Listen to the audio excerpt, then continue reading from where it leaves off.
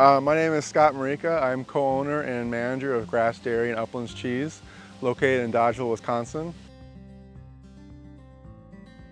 Currently we're milking 160 cows, Kiwi cross cows, Jersey, New Zealand Friesian cross cows. We graze and raise all of our own replacement heifers, so we've got 80 head of heifers of rising 1-year-olds and rising 2-year-old dairy replacement heifers. The farm is about 600 acres of pasture and hayland and some cropland. So it's not just dedicated pasture or dedicated crops, it's kind of a moving system.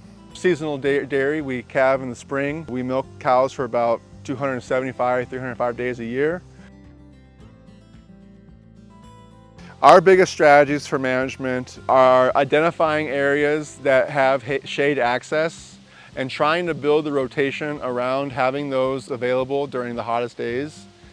And we have a centralized tree lot where the cows can be taken in the hottest part of the day that is relatively centralized across the dairy platform so that the cows can get there pretty easily from most paddocks. Because once the sun gets a little lower and the day cools off, those cows are happy to go out and graze. But if you can keep them from overheating, they're more productive cows later on. And that's one area that we've tried to kind of work around.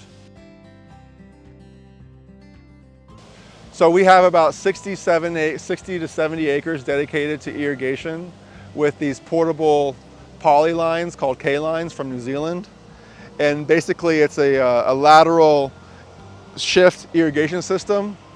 And the cows really like them, but ideally you have them on either side of the cows on opposing paddocks, like in their neighboring paddocks. That's the best, but it's hard to get that to work out right. But that's a really helpful system, and it keeps the cows cool. They can drink out of them. The water is really cold itself. It keeps the ground cool. Underfeeding the cows in the daytime, which sounds kind of counterintuitive for a dairy producer because a lot of our job is getting feed into cows. But I've noticed with my collar system is that my biggest eating events are always followed by my biggest heavy breathing events. I think when it comes to facilities, I think that we've done a really good job for the most part. It seems like the industry's really found out that if you keep cows cool and comfortable that you can maintain really high milk production. But summertime, getting the cows cooled off before they get hot is probably the biggest strategy for a grazer.